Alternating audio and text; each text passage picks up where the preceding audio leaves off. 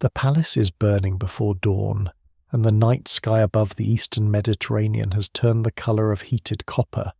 In the courtyards, storage jars split from the heat. Roof beams collapse into rooms where scribes once counted wool, oil, grain, weapons, and tribute. Somewhere beneath the smoke, clay tablets harden in the fire that destroys the world they describe. They were never meant to survive like this. They were meant to be temporary records, damp clay marked with signs, stored in archives, smoothed over when they were no longer needed. But catastrophe gives them a strange afterlife. Fire bakes them into permanence, and 3,000 years later, their broken surfaces still carry the last pulse of a civilization that did not know it was becoming ancient history. Across the late Bronze Age world, from the citadels of Mycenaean Greece to the fortified cities of Anatolia, from the harbours of Cyprus to the palaces of Syria and Canaan, the same unsettling pattern appears. Thick layers of ash, smashed walls, burned gates, rooms abandoned in haste, treasures hidden and never recovered, administrative tablets ending abruptly, as if the hand that wrote them had no chance to finish the thought. It is not one city. It is not one kingdom. It is not even one disaster. It is a chain of failures spreading through a world that had once seemed astonishingly connected, wealthy, and secure. Before we go deeper, take a moment to like the video and subscribe if this is the kind of history and mystery you enjoy, because this collapse is not simply a story of ruins. It is a story about how an entire international age can break. For centuries, the rulers of this world had spoken to one another as brothers. Pharaohs in Egypt exchanged gifts with kings in Hatti. The rulers of Babylon, Assyria, Cyprus, and Mycenaean lands moved within a diplomatic universe of royal marriages, luxury objects, envoys, treaties, and carefully measured insults. Ships crossed the sea with copper ingots, tin, timber, ivory, glass, textiles, grain, wine, and oil. Palaces did not merely govern territory, they gathered resources, organized labor, redistributed food, paid craftsmen, equipped chariots, sponsored temples, and stored the surplus that allowed power to feel stable. To live near one of these palaces was to live near the center of a machine larger than any one village, fed by fields, herds, mines, forests, ships, scribes, soldiers, and promises. And then, around the end of the 13th century and the beginning of the 12th century BCE, that machine begins to fail. The dates vary from region to region, and scholars still debate the exact sequence, but the broad outline is hard to ignore. Hattusa, the great capital of the Hittite Empire, is abandoned and destroyed. Ugarit, a rich port city on the Syrian coast, burns while messages in its archives suggest danger is already closing in. Several Mycenaean palace centres in Greece suffer destruction or severe decline. Cities across the Levant are damaged, transformed, or left behind. Egypt survives, but only after desperate wars and the loss of much old influence abroad. The Great Palace Age does not simply recover after a bad generation, it ends. The mystery is not that ancient cities could fall. Cities had fallen before. The mystery is scale, timing, and entanglement. One ruined palace might point to a rebellion. Two might suggest war. A cluster might imply invasion or earthquake. But when many societies, each with its own geography and politics, suffer upheaval within a narrow period, the evidence points toward something more complex. No single explanation fully accounts for this. Not invasion alone. Not drought alone. Not earthquakes alone. Not internal revolt alone. The collapse looks less like a single hammer blow and more like a whole structure losing its joints. Imagine a harbour at the edge of this world in the decades before the fires. The quay is crowded with men unloading jars, baskets, timber, metal, and sealed containers whose contents belong to palace officials far inland. Bronze tools gleam in workshops. Oxen pull carts toward storehouses. Scribes press marks into clay while overseers watch labourers stack goods in shadowed rooms. Sailors speak in accents from several coasts. If a mine fails, if a route is blocked, if a ruler seizes a shipment, if a famine empties the countryside, the problem does not stay local, it travels. This is one of the most important clues. The Bronze Age world was strong because it was connected, but connection also made it fragile. Bronze itself, the material that gives the age its name, depends on mixture. Copper is common enough in certain regions, but tin is rarer and often comes from far away. A sword, an axe, a chisel, a spearhead, even the fittings of elite life, all depend on supply chains stretching across mountains, deserts, and seas. The same is true for grain shipments, diplomatic gifts, military alliances, and palace obligations. The system is impressive, but it relies on trust, timing, transport, and authority. When those begin to fail together, consequences move faster than kings can understand. What survives in the record suggests a world under pressure before it breaks. Some letters speak of famine, some cities show signs of hasty fortification, some palaces seem to prepare for trouble, storing supplies, shifting defences, and tightening control.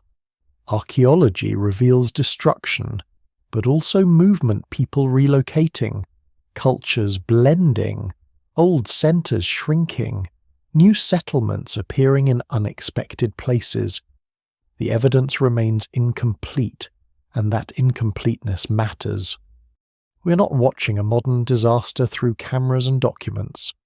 We are reading smoke stains, broken pottery, scattered bones, shipwreck cargoes, diplomatic fragments, pollen records, and the final administrative habits of bureaucrats who never imagined strangers would use their accounts of sheep and grain to reconstruct the end of their world.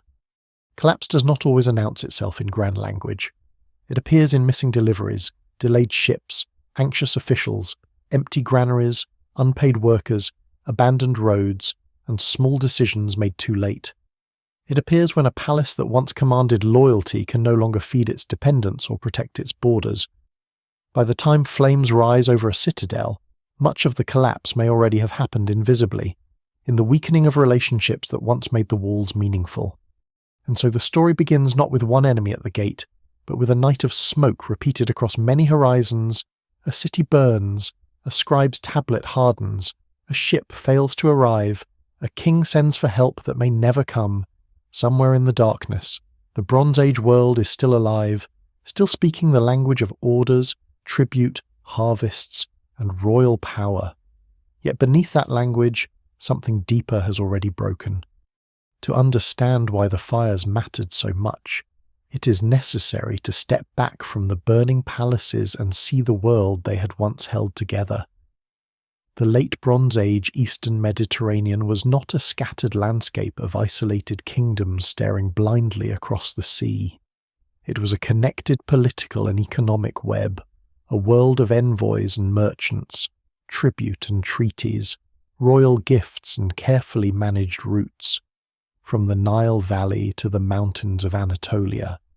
From the Aegean Islands to the Syrian coast, rulers knew one another by name, watched one another's power, and measured their own greatness against distant courts they might never personally visit. The sea between them was not a barrier, it was a road. At one end of this world stood Egypt, ancient even to its neighbours, rich in grain, gold, labour, and royal spectacle. Its pharaohs looked north and east toward Canaan, Syria, and the wider diplomatic arena beyond. Egypt's armies had marched into the Levant, its officials administered territories, and its temples swallowed wealth on a scale few other societies could match. The Nile flood made Egypt unusually resilient, though not invulnerable, because harvest depended on rhythms older than any dynasty. When Egypt was strong, it could project power far beyond its river. When it weakened, the effects were felt along the coast roads and inland cities that had depended on Egyptian authority, protection, or demand. To the north, in central Anatolia, the Hittite Empire ruled from a highland heartland that was colder, harsher, and more difficult than the river valleys of Egypt and Mesopotamia. Its capital, Hattusa, was a city of stone walls, gates, temples, archives, and royal command set among rugged hills. The Hittite kings controlled a vast and complicated realm, drawing strength from vassal rulers, military alliances, and a bureaucracy capable of recording treaties in careful detail. Their empire was not a simple block of territory. It was a layered structure of obligations, negotiated loyalties, rival claims, and borderlands that always required attention. What survives in the record suggests that Hittite power could be formidable, but also demanding to maintain. Farther east, Assyria and Babylon anchored the Mesopotamian world, heirs to deep traditions of writing, urban life, law, kingship, and temple economy. Their rulers knew the language of diplomacy as well as war. They competed, recovered, expanded, and contracted across generations, tied into the same broad arena even when their immediate concerns lay inland.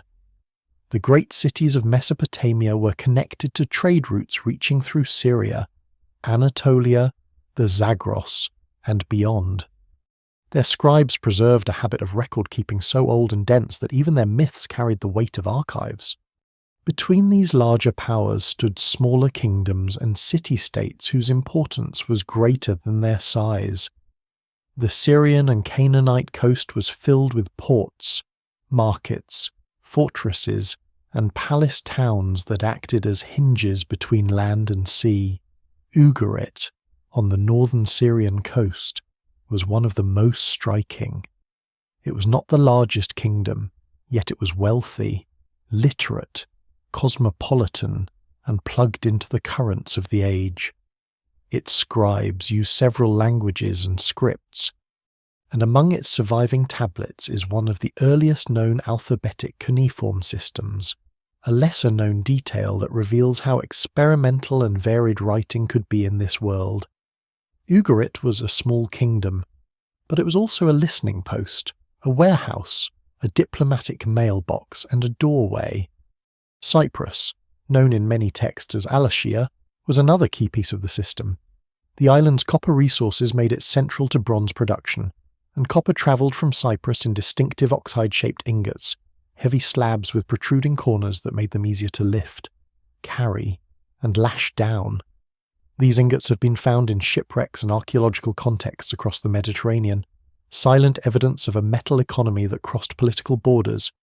Cyprus was not merely a supplier, it was a strategic island world, shaped by mines, coastal settlements, maritime connections, and the constant pull of powerful neighbours who needed what it could provide. Then there was the Aegean, where the Mycenaean palace centres of mainland Greece rose behind thick walls and commanding heights. Mycenae, Tiryns, Pylos, Thebes. And other centres were not Greek city-states in the later classical sense. They belonged to a different world, one of warrior elites, palace storage, linear B tablets, chariot equipment, perfumed oil, textiles, feasting, and redistribution. Their rulers managed goods and labour through scribal systems that seem highly organised but narrow in purpose. Linear B tablets often record practical matters, not poetry, livestock, armour, land, offerings, workers, and allocations.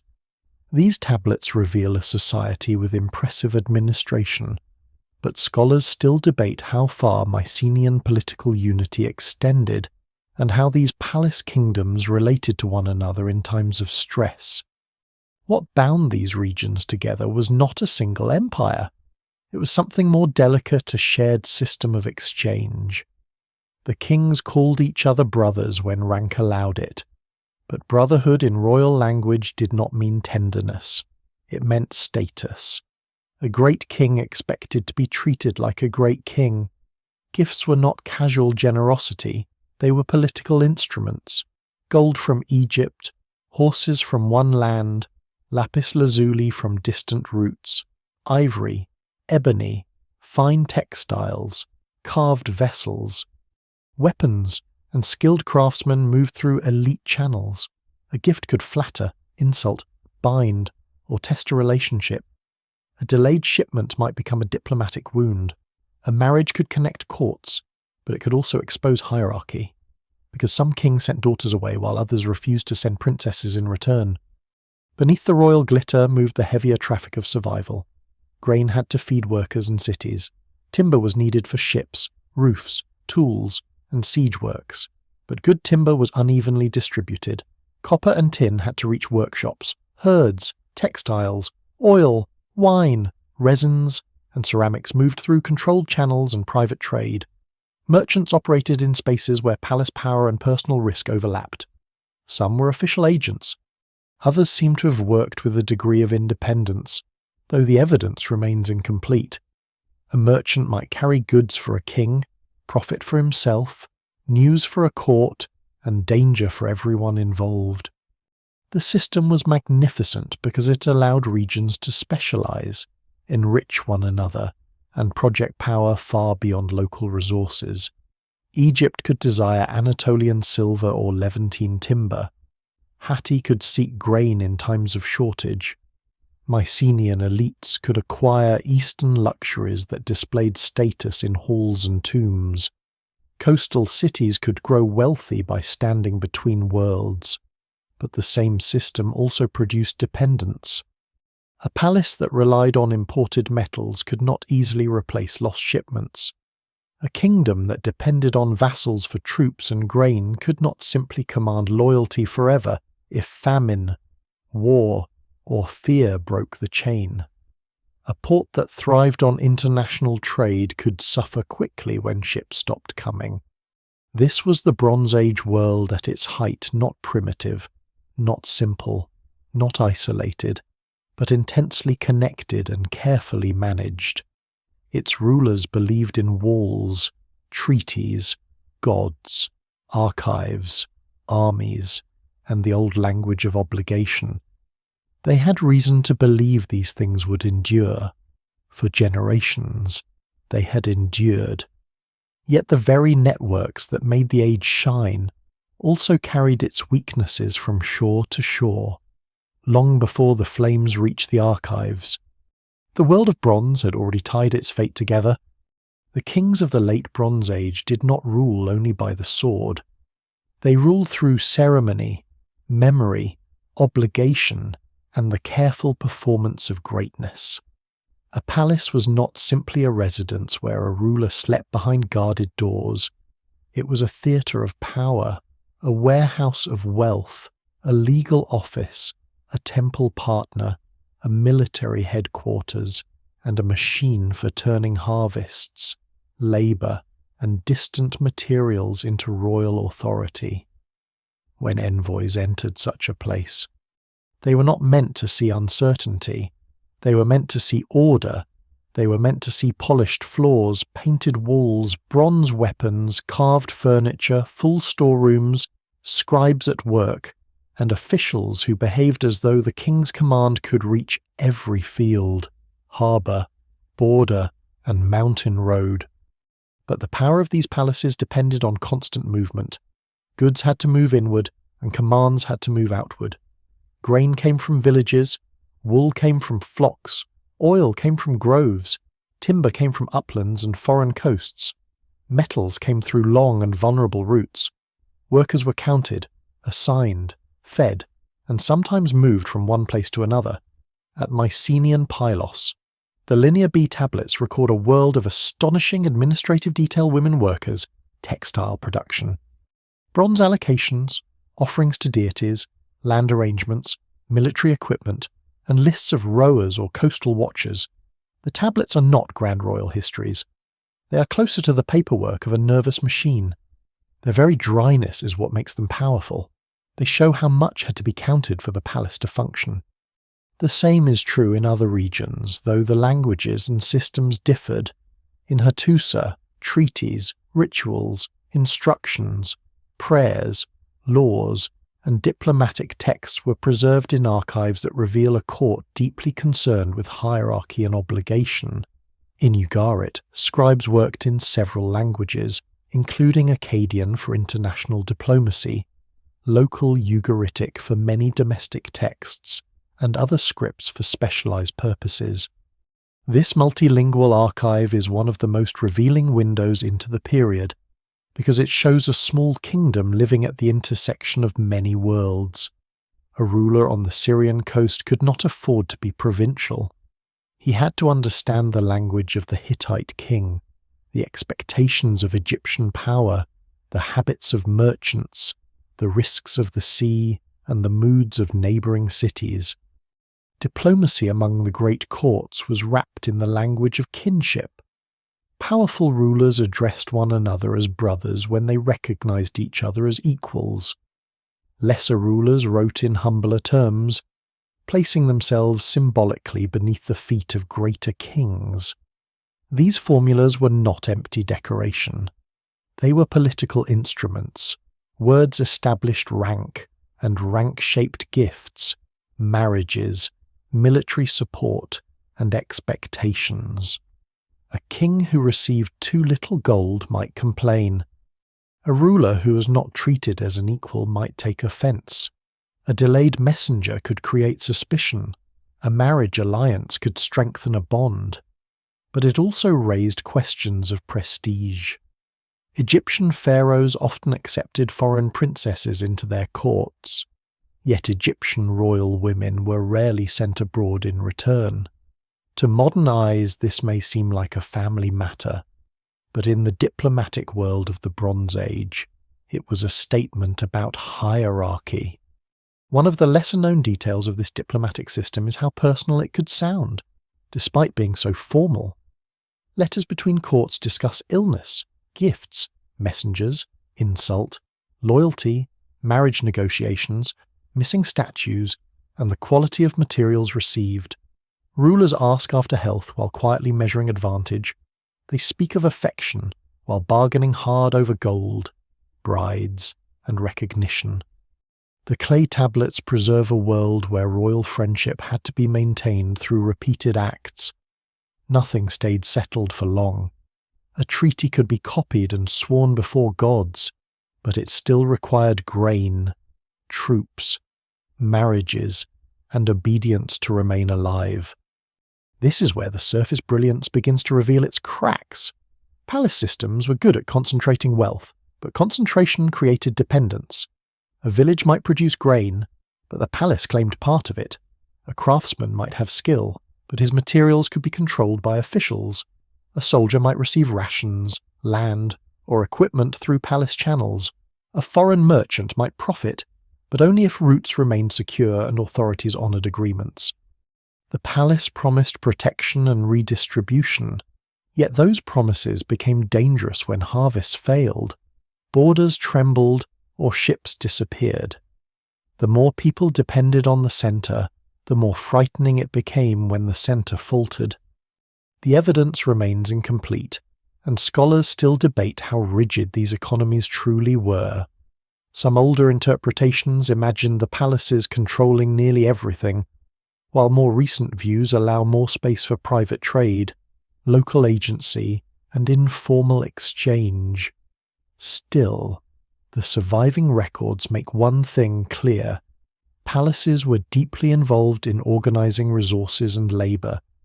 They did not merely sit above society as symbols. They reached into its daily rhythms. They measured, stored, assigned, taxed, rewarded, and commanded. Their strength lay in coordination. Their weakness lay there too. Royal gift exchange also hid a practical problem. Luxury goods could make the system look richer and more stable than it was. Gold cups, carved ivory, fine textiles, lapis lazuli, glass vessels, and exotic animals created an image of abundance. Yet such objects did not feed hungry workers or rebuild burned fields. They affirmed elite relationships, but they could not by themselves solve structural strain. A court might continue sending splendid gifts even while its countryside suffered. A king might maintain the appearance of greatness because appearance itself was part of power. In a world where legitimacy depended on visible success, admitting weakness could invite rebellion, opportunistic attack, or diplomatic humiliation. The clay letters and palace records therefore preserve a strange double image. On one side is confidence kings calling each other brothers, scribes recording shipments, officials managing stores, rulers arranging marriages as though the future can be secured by ceremony. On the other side is fragility dependence on harvests, roots, vassals, scribes, soldiers, and distant materials that no single ruler fully controls. The system works as long as enough people believe in it, obey it, and benefit from it. It works as long as the storehouses fill, the ships arrive, the messengers return, and the gods appear to favour the palace. But when pressure begins to build, the same letters that once display order begin to sound more anxious. Requests become urgent, complaints sharpen, allies become uncertain, vassals calculate their chances, officials look toward the coast, the frontier, the granary, the road. What survives in the record suggests that the palaces did not collapse because they were foolish or primitive. They collapsed, in part, because they were sophisticated enough to become deeply dependent on systems too large, too expensive and too interlocked to repair quickly when they began to fail. Bronze looks simple when it survives in a museum case. A blade, a spearhead, a mirror, a bowl, a chisel, a pin, a fragment of armor, each object seems solid, finished, almost inevitable. But in the late Bronze Age, bronze was never just a material. It was a relationship stretched across geography. It was a promise between miners, merchants, sailors, rulers, craftsmen, guards, and scribes. It depended on mountains and islands, on safe harbours and passable roads, on kings who could protect caravans and ships that could cross waters without vanishing into storm, piracy, or war. The metal that gave the age its name was strong in the hand, but fragile in the making. Copper was the easier half of the equation, though not truly easy. Cyprus was one of the great copper sources of the eastern Mediterranean, and its importance can still be felt in the cargoes found underwater and in the heavy oxhide ingots recovered from ancient sites. These ingots, shaped with 4 protruding corners, were not decorative. Their form made them practical, easier to move, stack, and lash down, perhaps easier for labourers to lift with ropes or poles. They are among the most recognisable objects of the Bronze Age economy, raw metal turned into a transportable shape, the bloodstream of workshops and armies. A palace that received such copper did not merely gain wealth, it gained the possibility of tools, weapons, fittings, ritual objects, and gifts that declared authority. Tin was the more elusive partner. Without tin, copper remained softer and less useful for many purposes. With the right mixture, bronze becomes harder, more durable, and more suitable for cutting edges and prestige objects. Yet tin sources were far less evenly distributed, and scholars still debate exactly how all tin reached the eastern Mediterranean. Some likely came through Anatolia, Central Asia, Iran, or other long-distance exchange routes, though the evidence remains incomplete. The uncertainty itself is revealing. Bronze Age kings and craftsmen depended on a material whose path could stretch far beyond their direct control. A ruler might command a palace, a valley, a coast, or a vassal kingdom, but he could not command every mountain mine, every caravan stage, every merchant calculation, or every dangerous crossing between source and workshop. This meant that bronze was never only technology. It was logistics. A sword represented ore extracted from the earth, fuel gathered for smelting, specialists who understood heat and mixture, workers who transported raw material, scribes who recorded allocations, and elites who decided where the finished metal should go. Some bronze went into weapons, some into tools, some into ceremonial vessels, some into fittings for chariots, ships, doors, and furniture. The same material that armed soldiers also shaped agriculture and craft: a bronze sickle, knife, awl, axe, or chisel could matter as much to daily life as a decorated dagger mattered to a prince. The palaces understood this. Mycenaean tablets from Pylos record bronze allocations with a bureaucratic precision that feels almost tense. Metal is not simply lying around freely, it is counted, distributed, assigned to smiths, and expected to return in useful form. Some tablets refer to smiths receiving small amounts, or, strikingly, receiving none at all. That small administrative detail opens a large window. It suggests a system where bronze supply could be measured down to scarcity, where craftsmen waited on palace-controlled material, where production depended on decisions made above them. No single tablet proves a general crisis. But what survives in the record suggests that metal was too important to leave untracked. The sea carried much of this world's metal, and the sea was both highway and hazard. A ship leaving Cyprus or the Levant might carry copper ingots, tin, glass ingots, pottery, ivory, tools, weapons, resins, and luxury goods, all packed into a floating warehouse of risk. The famous Uluburun shipwreck, discovered off the coast of modern Turkey and dating to the late Bronze Age, gives a breathtaking glimpse of this exchange system. Its cargo included copper ingots by the hundreds, tin ingots, glass, ivory, ebony, amber, jewellery, weapons, and goods from several cultural worlds. It was not a simple local boat.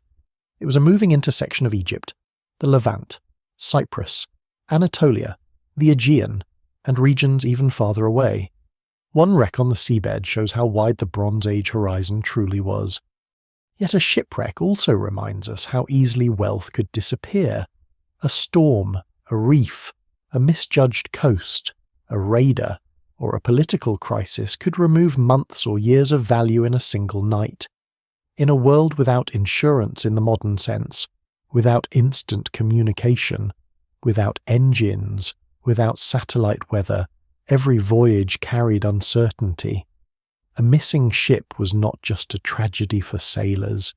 It could mean metal that never reached smiths, gifts that never reached courts, grain that never reached hungry mouths, or messages that never reached kings in time. Bronze also bound military power to supply chariots, spearheads, swords, arrowheads, armor fittings, and tools for maintaining equipment all required access to metal. Chariot warfare, especially among elites, was expensive. Horses had to be bred, trained, fed, and managed. Wheels, axles, leather, wood, and bronze fittings had to be maintained. The warrior image of the late Bronze Age rested on a heavy base of agriculture and craft. A glorious chariot on a palace wall hides hayfields, workshops, grooms, carpenters, smiths, and storage rooms. If the palace economy weakened, the symbols of royal war weakened with it. There is quiet irony here. Bronze made states more powerful, but the need for bronze made them more dependent. A small community could survive with local materials, older tools, and reduced expectations. A palace kingdom, however, had armies to equip, craftsmen to supply, gifts to send, temples to honour, and rivals to impress. It could not easily become simple. Its greatness required complexity, and complexity required movement. Copper must move, tin must move, wood must move, food must move. Orders must move, people must move. When the collapse came, it did not necessarily begin with metal shortages everywhere. The evidence is too uneven for that. But disruption to metal supply would have struck at the heart of palace power. If trade routes became unsafe, if ports burned, if merchants avoided certain coasts, if vassal kingdoms stopped sending goods, if ships were captured or lost, the bronze system would tighten like a noose. Workshops would slow. Weapons would become harder to replace. Tools would become more precious. Elites would struggle to maintain the visible abundance on which their authority depended. Bronze, then, was not the cause of the collapse by itself. No single explanation fully accounts for this. But bronze reveals the hidden architecture of the age better than almost anything else. It shows a world held together by distance, trust, specialization, and controlled exchange. It shows why a fire in one port, a famine in one region, or a war along one route could matter far beyond its immediate horizon. The metal was hard, but the world that made it was delicate. And as pressure gathered beneath the golden surface of the late Bronze Age, that delicate world began to discover how little strength remained once the roots themselves started to fail. Beneath the polished floors and painted walls of the late Bronze Age palaces, pressure is gathering in places that royal art rarely shows. The official image of the age is one of control kings standing larger than enemies, gods receiving offerings, processions moving in order, tribute arriving in neat lines, scribes recording a world that appears measurable and obedient. But societies do not collapse only when enemies break through gates. They begin to weaken when ordinary obligations become harder to meet, when farmers cannot spare what officials demand, when labourers no longer trust the storehouse, when soldiers wonder whether service will still bring reward, and when local rulers begin to calculate whether the great king is still worth fearing. The Bronze Age palace is a brilliant instrument of concentration. It gathers grain, animals, textiles, metal, oil, wine, timber, and labour from surrounding communities, then redistributes them through official channels. In good times, this can look like stability. The palace feeds workers, equips specialists, supports temples, organizes defense, and stores surplus against danger. It can sponsor feasts, build walls, maintain roads, and command craftsmen whose work gives the elite world its glitter. But the same system also places a heavy burden on the countryside. Surplus does not appear by magic. It comes from fields, herds, orchards, and human backs. Every jar in a storeroom has already been taken from somewhere else. Taxation in this world does not always resemble coins paid into a treasury. Much of it comes as grain, livestock, wool, service, transport, or labour owed to the palace. Farmers may be required to deliver produce. Villages may provide workers. Craftsmen may depend on rations or controlled materials. In some regions, people are tied into obligations that can feel less like citizenship and more like extraction. The evidence remains incomplete, and different kingdoms organize labour in different ways. But the broad pattern is clear enough. Palace power depends on turning local production into centralized wealth. When harvests are generous and authority is respected, the arrangement can endure. When harvests shrink or fear spreads, the same arrangement can become explosive. There are signs that some palaces are already anxious before the final destructions. At Pylos, in the southwestern Peloponnese, Linear B tablets refer to arrangements that many scholars connect with coastal defence, including groups of watchers stationed near vulnerable shorelines. The details are debated, but the impression is striking. This is not a palace calmly floating above danger. It is a palace watching the sea.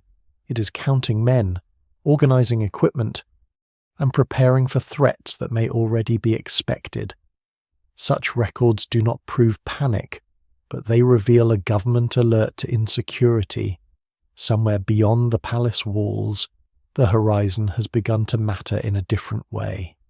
In Anatolia, the Hittite Empire faces its own burdens. A great empire is expensive to maintain. It must manage vassals, suppress rivals, defend frontiers, move armies, reward loyalty, and maintain the dignity of the central court. Hittite texts reveal political complexity inside the royal family and across the empire's dependent territories. Succession disputes, treaty obligations, rebellious regions, and rival claims do not necessarily destroy an empire by themselves, but they consume attention and resources. A strong king may hold the structure together, a weaker moment may reveal how many seams it has.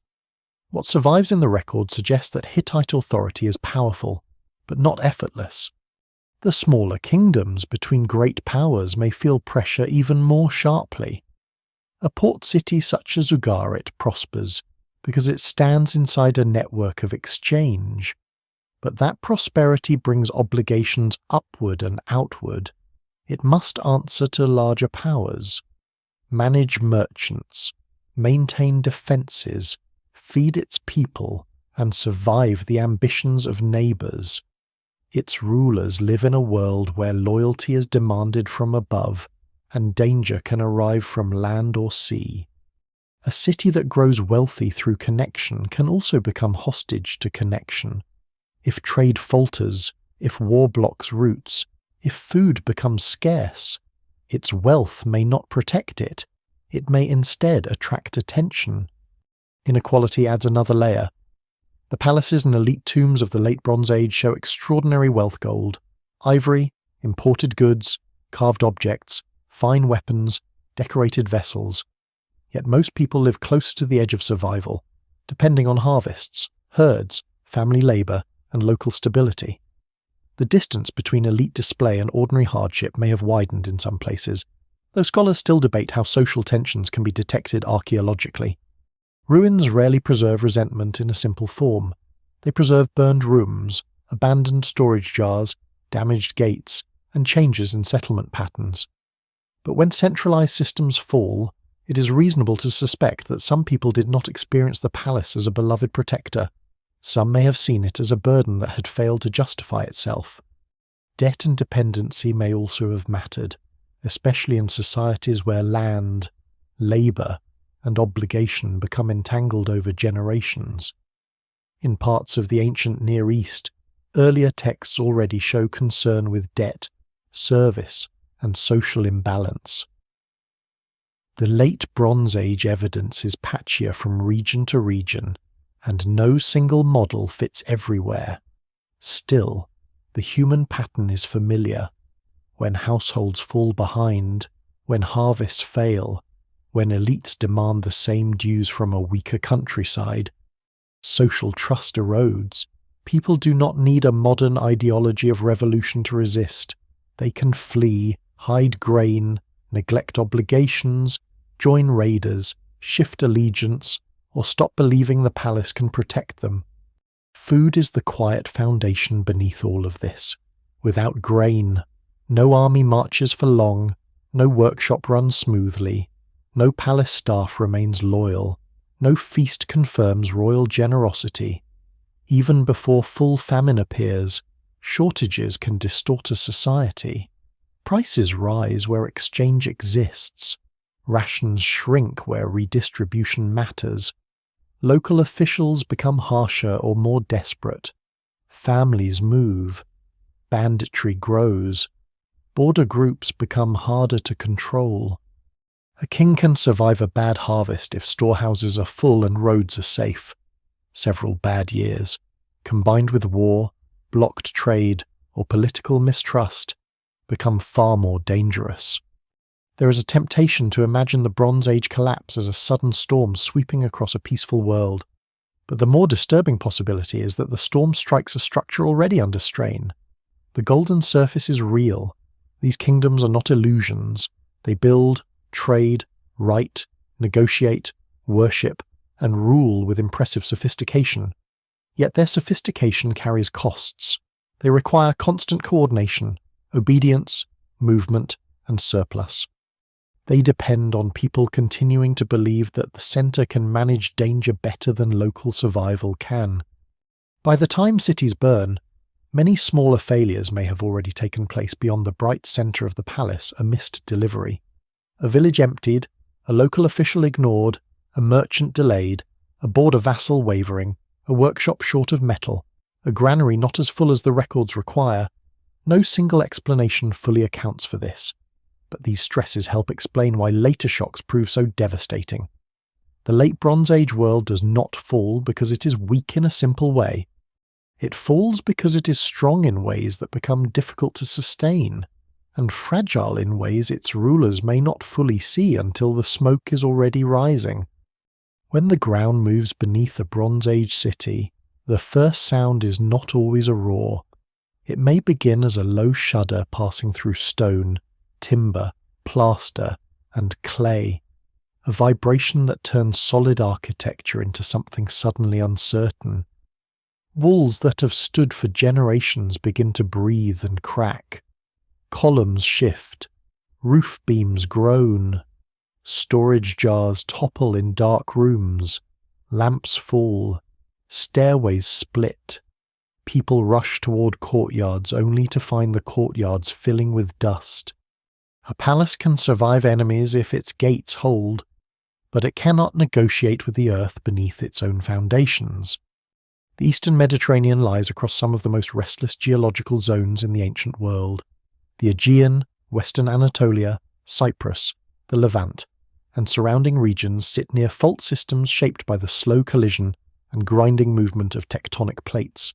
Earthquakes were not rare intrusions into an otherwise stable landscape. They were part of life, remembered in rebuilding phases, damaged walls, shifted stones, and stories of divine anger. In a world where architecture was heavy, cities were dense, and emergency response depended on local labour.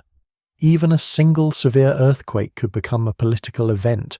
It could damage gates, water systems, storerooms, temples, and palaces all at once. This is why earthquakes have often been considered as one possible factor in the Bronze Age collapse. Archaeologists have found destruction layers at several sites that may show signs of seismic damage walls fallen in ways consistent with shaking, cracked structures, collapsed rooms, and rebuilding phases after sudden destruction in parts of Greece, Anatolia, Cyprus, and the Levant. The 13th and 12th centuries BCE include enough damage that some scholars once proposed an earthquake storm, a sequence of major earthquakes striking different places over decades. The idea is dramatic, but not fantasy. Modern fault systems can produce clusters of earthquakes over time, and ancient societies would have had no way to predict them. Yet the evidence remains incomplete. A burned city is not automatically an earthquake-damaged city. A collapsed wall may fall from shaking, siege, fire, abandonment, poor construction, later erosion, or a combination of causes. After thousands of years, the record is messy. Stones move. Later builders reuse materials. Looters disturb floors. Fire can follow an earthquake if lamps, hearths, or storage areas ignite. War can follow an earthquake if enemies sense weakness. An earthquake can begin a disaster without leaving a simple signature. This makes the question difficult: where does natural catastrophe end and human crisis begin? At Mycenaean Tiryns, the massive walls still give an impression of almost unreasonable strength. Later Greeks would imagine such masonry as the work of cyclopes, because the stones seemed too large for ordinary hands. But even these citadels were not immune to seismic stress. Their regions were earthquake-prone, and some damage or rebuilding has been connected by scholars to seismic events. A lesser-known detail is that the impressive engineering of Mycenaean fortifications did not only serve war, it also had to cope with landscape, water, slope, and long-term structural strain. The builders were skilled, but skill does not cancel geology. A citadel can look eternal from a distance and still crack where pressure finds its path. In the eastern Mediterranean, earthquakes could produce cascading effects beyond the first destruction. A palace whose storerooms collapse loses food reserves. A city whose walls are damaged becomes vulnerable to attack. A harbour whose quays are disrupted may lose trade. Wells, cisterns, drains, and roads can be broken. Temples may require urgent repair, and because religion and kingship are tied together, damage to sacred buildings can become a crisis of legitimacy. If the gods' houses fall, the king must explain, rebuild, and restore confidence. If he cannot, the crack in the wall becomes a crack in authority. Still, earthquakes alone cannot explain the whole collapse. They do not neatly account for famine letters, population movement, changes in trade, the fall of long-distance systems, or the appearance of displaced groups in Egyptian records. They also do not affect every region equally. Some places suffer destruction, others decline without clear seismic evidence, and some survive while changing shape. Egypt, for example, experiences crisis and conflict but does not collapse into the same kind of palace disappearance seen elsewhere. Assyria endures and later rises again. The pattern is too uneven for one earthquake, or even one sequence of earthquakes, to be the entire answer. What earthquakes can explain is vulnerability. They can strike at exactly the wrong time, a city already strained by shortage, political tension, or military threat may survive a moderate disaster in good years but fail in bad ones. If labor is available, food stores are full, and authority is trusted, damaged walls can be rebuilt. If workers are hungry, trade is disrupted, and rulers are contested, the same damage can become permanent. The difference between rebuilding and abandonment may lie not only in the strength of the quake, but in the strength of the society that receives it. The Bronze Age palace system was especially exposed to this kind of shock because so much depended on central places. Palaces stored goods, housed archives, coordinated labor, and symbolized authority. When a village hut falls, a family rebuilds. When a palace archive burns, the administrative memory of a kingdom may vanish. When a central storeroom collapses, rations fail. When a fortified gate is damaged, every enemy becomes more dangerous. The palace is a concentration of power, but also a concentration of risk. Earthquakes target concentrations without caring what they mean. There is also the psychological dimension, which archaeology can only approach indirectly. A major earthquake in the ancient world is not merely physical destruction. It is a sign, an omen, a terrifying reminder that the earth itself is not obedient. People who have seen walls ripple and temples fall may interpret the event through religion, politics, memory, and fear. Rulers must respond not only with repairs, but with rituals, offerings, and public reassurance. If disasters repeat, confidence weakens. If famine follows, or enemies attack, memory links them together. The world begins to feel cursed. So the trembling earth belongs in the story, not as the single murderer of the Bronze Age, but as one of the hands pushing on an already strained structure. Earthquakes may have damaged cities, weakened defences, disrupted storage, and forced expensive rebuilding at precisely the moment when other pressures were rising. They may have turned anxiety into emergency. They may have created openings for rebels, raiders, migrants, and rival kings. No single explanation fully accounts for this collapse, but the Earth's violence reminds us that ancient civilization was never built on abstract stability. It was built on real ground, and sometimes the ground moved. After the Earth stops shaking, another kind of disaster can continue without sound. It does not split walls in a single moment or send people running into streets beneath a cloud of dust. It moves more slowly, across fields, rivers, wells, pastures, and storehouses.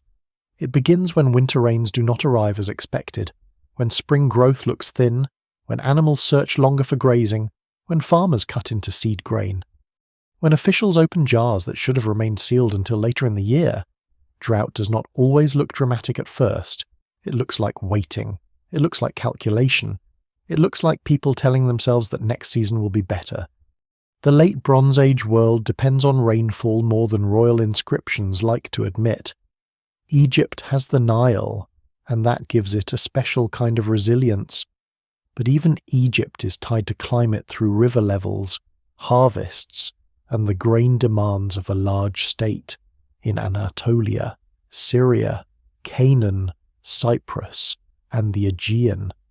The balance is often more fragile.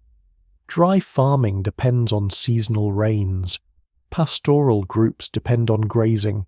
Cities depend on rural producers. Palaces depend on the ability to collect surplus from people who must first survive.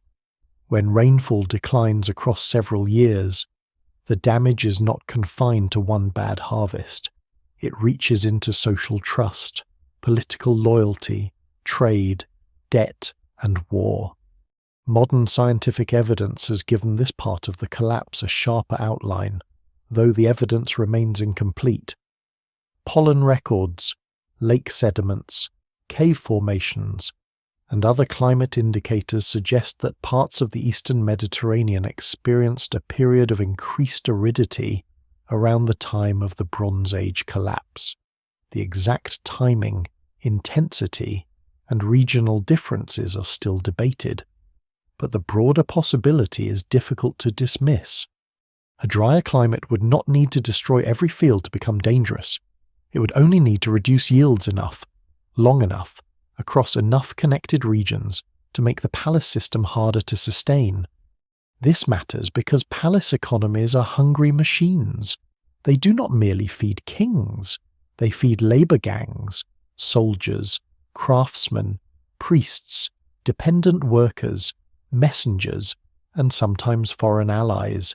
They provide rations, maintain animals, support building projects, and fill the storehouses that make royal generosity visible. If the harvest shrinks, the palace faces choices that all carry risk. It can demand the usual amount from the countryside and deepen resentment. It can collect less and weaken its own ability to function. It can import grain. If ships are safe and partners have surplus, it can reduce rations, delay payments, or privilege soldiers over workers. Each choice keeps something alive while damaging something else. The written record preserves hints of this pressure.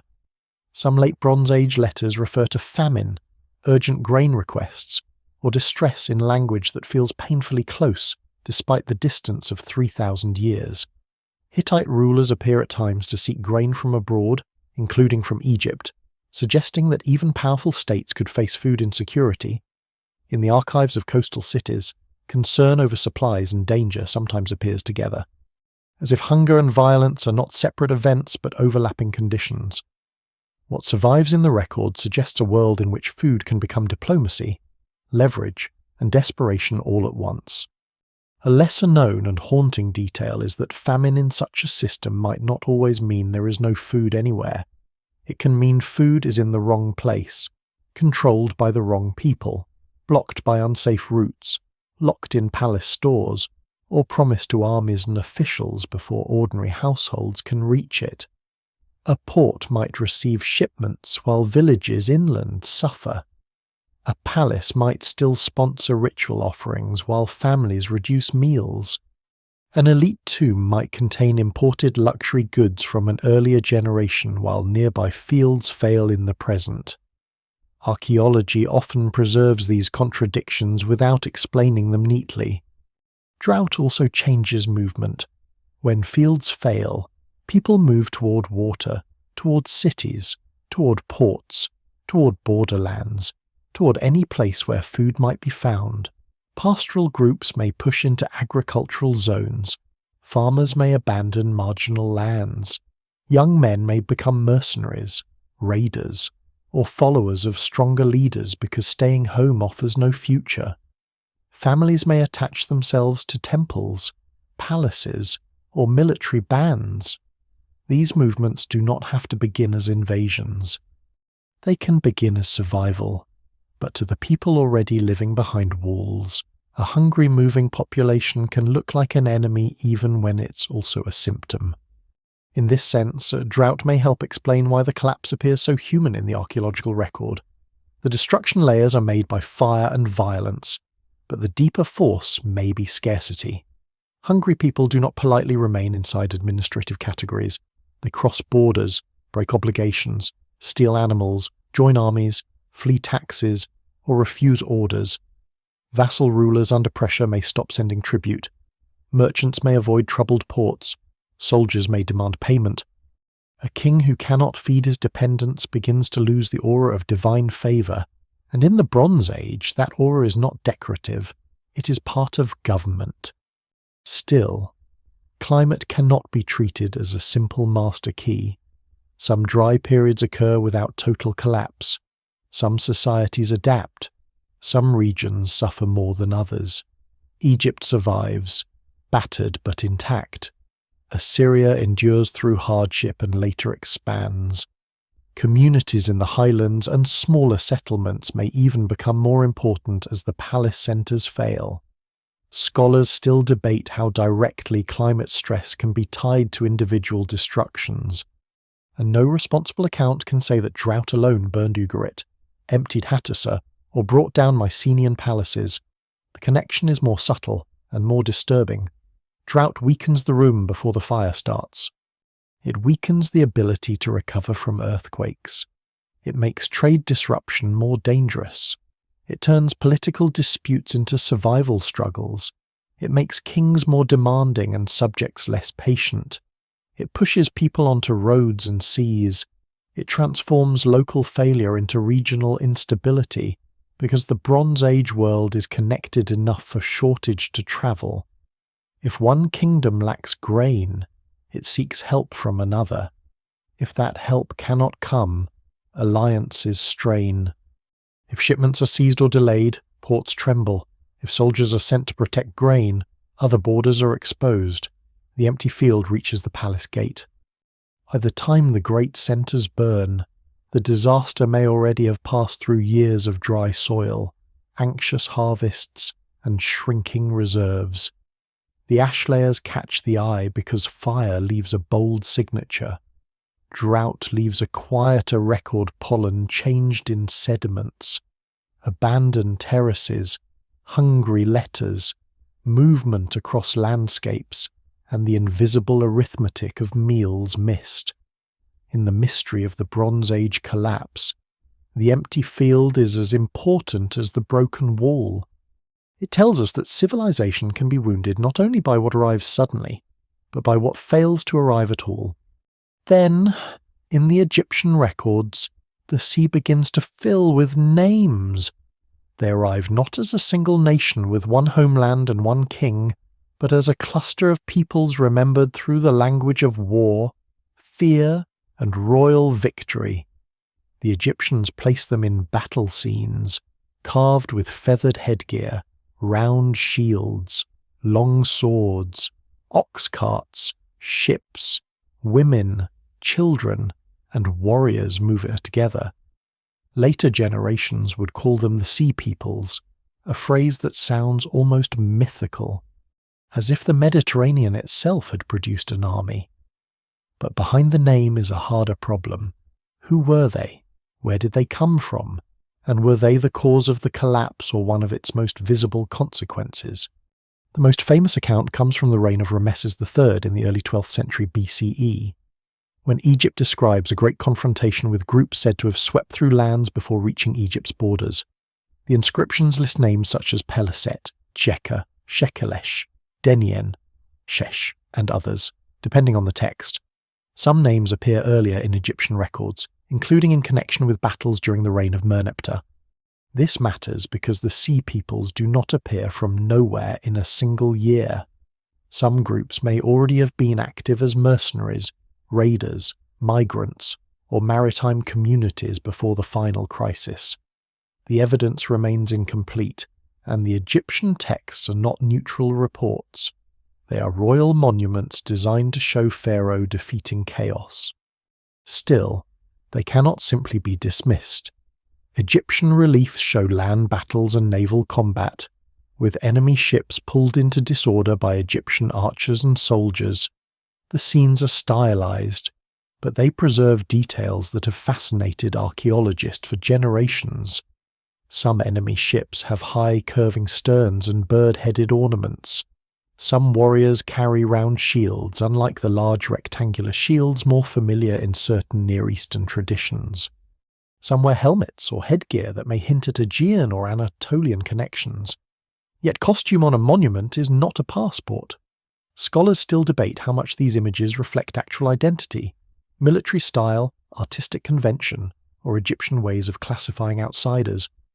The names have invited many identifications.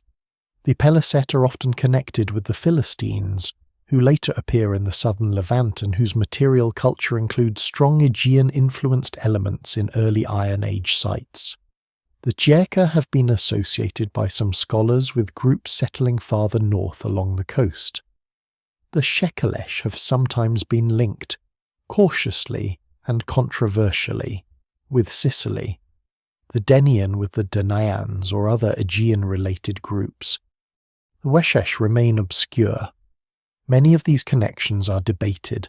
Some may be plausible, some may be misleading, and some may be little more than the temptation to make ancient names sound familiar. No single identification can solve the mystery. What is clearer is that the Sea Peoples were not necessarily just raiders. The Egyptian scenes include families and ox carts, suggesting movement of whole communities, not merely bands of warriors looking for plunder. That detail changes the tone of the story. These are not only men with swords, they are people carrying households into danger. If the scenes reflect reality even partly, then Egypt was facing not just an invasion, but a migration under pressure. Such movements can be violent, yet they may also be born from displacement, hunger, lost homelands, political collapse, or the search for land under new conditions. This possibility fits the wider pattern better than a simple invasion story.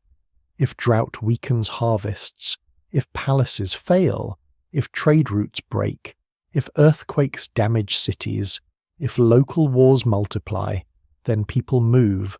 Some become mercenaries because kings still need fighters. Some become pirates because ships and coastal towns offer wealth. Some become refugees because fields no longer feed them. Some follow leaders who promise land.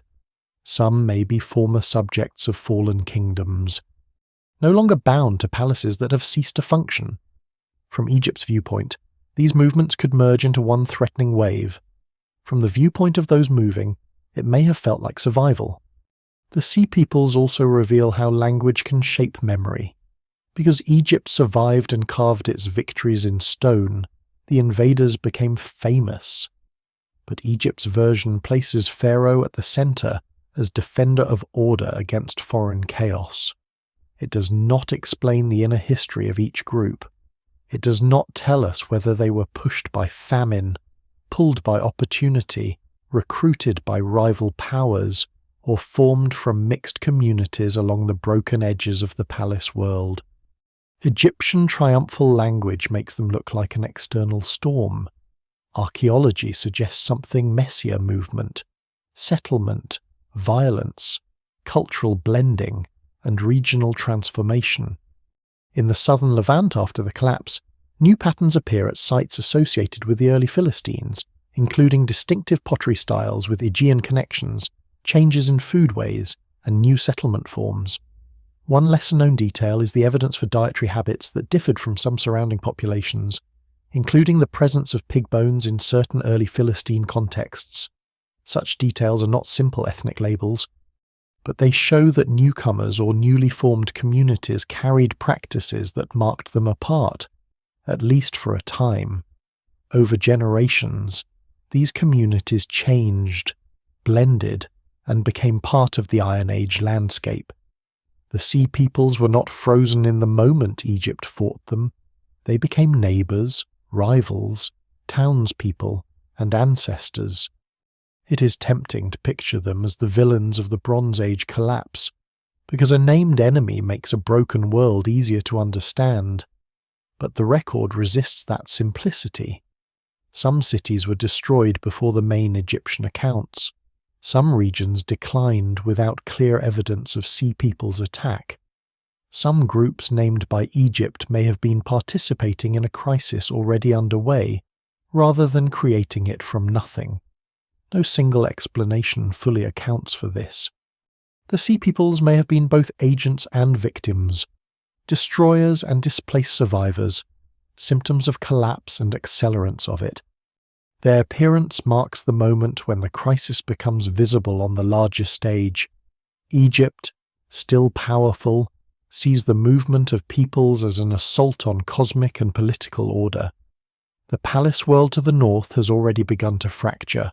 Ports burn, letters go unanswered, old empires lose grip. Across the sea, ships carry not only trade goods now, but fear, hunger, warriors, families, and the wreckage of broken states. The Mediterranean road that once bound kings together has become a road of uncertainty, and when the Sea Peoples enter the story, they do not bring a simple answer. They bring the human face of a system coming apart. The collapse becomes most visible where cities stop speaking. A palace can argue with danger while scribes record orders, messengers cross courtyards, and officials believe the next shipment, harvest, or command will restore balance. But when the archive ends in ash, the argument is over. Across the eastern Mediterranean, the ruins do not tell one identical story, but they repeat a chilling pattern. A centre of authority burns, its administrative voice falls silent, and the life that returns afterward is smaller, poorer, different, or absent. Ugarit gives one of the clearest and most haunting examples. The city sits on the Syrian coast, close enough to the sea to live by exchange, close enough to inland powers to feel their demands. Its archives preserve a world of scribes, merchants, royal orders, international messages, legal cases, and household concerns. Then the record stops. The destruction level at Ugarit is severe, and the city is never rebuilt as the same kind of royal centre. What makes Ugarit so powerful is not only that it burned, it is that it burned while still fully alive on paper. Its tablets do not sound like relics of a fading village. They sound like the paperwork of a functioning kingdom overtaken by events faster than the administration can master. The fall of Ugarit also shows how exposed a connected city could be. Its wealth depended on ships, roads, alliances, and the ability to stand between worlds. But a city placed between worlds also stands in the path of every shock travelling through them. If the Hittite Empire is weakening, if coastal routes are unsafe, if enemies or migrants move along the shoreline, if grain and military help cannot arrive, then Ugarit's strength becomes vulnerability. The evidence remains incomplete, and scholars still debate who destroyed the city, but the destruction belongs to a wider atmosphere of emergency. Far inland, Hattusa tells a different kind of story. The Hittite capital was not a coastal trading port waiting nervously for ships. It was the heart of an empire, a fortified highland city with monumental gates, temples, storage facilities, and archives. Its walls followed the rugged landscape, and its royal centre projected the confidence of a power that had once negotiated with Egypt and ruled over a web of vassals. Yet Hattusa too is abandoned and destroyed around this period. The details are complicated. Some evidence suggests the city may have been partly evacuated before its final destruction, meaning its fall may not have been a single sudden massacre. That possibility makes it even more unsettling, a great capital emptied by a weakening system before fire finished what politics and scarcity had begun. The disappearance of central Hittite power reshapes Anatolia and northern Syria. The empire does not simply continue from another palace as before. Instead, fragments remain, and successor states later preserve elements of Hittite culture in new forms. This is one of the important truths about the collapse. Destruction does not always mean total disappearance of people. Languages, artistic habits, religious traditions, royal titles, and local elites may survive in altered settings. The empire falls, but not every memory dies. Still, the old machinery of Hittite great kingship breaks, and with it one of the main pillars of the late Bronze Age order. In the Aegean, the Mycenaean world suffers a series of destructions and transformations that are still debated. Pylos is destroyed and not rebuilt as a palace. Mycenaean Tyrians endure damage and continue in reduced or altered forms for a time. Thebes and other centres show upheaval. Linear B writing, tied closely to palace administration, disappears after the collapse of these centres, leaving Greece for centuries without that particular bureaucratic voice. This silence is one of the most profound losses. A society may continue living, farming, fighting, remembering, and worshipping. Yet if its writing system vanishes, its inner record becomes dim to later historians. The Mycenaean palaces were not all destroyed on the same night, and they did not all share the same fate. That unevenness is crucial. It warns against imagining the collapse as one giant wave washing evenly over the map. Some places burn, some are abandoned, some shrink, some change leadership, some continue for a while and then decline. Some communities outside the palace system may even become more visible afterward. What collapses is not human life itself, but a particular way of organizing power around palaces, archives, redistribution, elite display, and long-distance connection. Across the Levant, the pattern is equally varied. Some cities are destroyed, some transformed, and some survive under new conditions. Coastal and inland sites show signs of disruption, but not always in the same way. Egyptian control in Canaan weakens over time, leaving space for new local powers and identities to emerge. The southern coastal plain eventually sees Philistine centres with distinctive material culture, while inland highland settlements expand. These later developments do not explain the collapse backward, but they show how ruins become the ground of another world. A lesser-known human detail lies in what people leave behind when they flee or die suddenly. Hoards hidden in floors or walls, never recovered, suggest owners who expected to return and did not. Storage jars left in place suggest interruption. Burned grain may mark both destruction and the last stored hope of a household. Broken figurines, tools, loom weights, and cooking vessels remind us that collapse is not only the fall of kings, it is the shattering of routines, bread-making, weaving, accounting, worship, trade, and repair. No single explanation fully accounts for why each city fell. Ugarit may point toward maritime danger and failed rescue. Hattusa may reveal imperial exhaustion and abandonment. Pylos may suggest sudden attack or internal failure under external pressure. Levantine sites may reflect war, migration, shifting power, and local upheaval. The common thread is not identical cause, but shared vulnerability. These places were connected enough that trouble in one region could worsen trouble in another. By the end of the collapse, the map still contains people, villages, ports, fields, shrines, and memories. But the great palace lights have gone out in many places. The old routes are uncertain. The old royal language no longer commands the same obedience. The cities have not merely fallen one by one. They have revealed, in their different endings, how a whole age can die unevenly.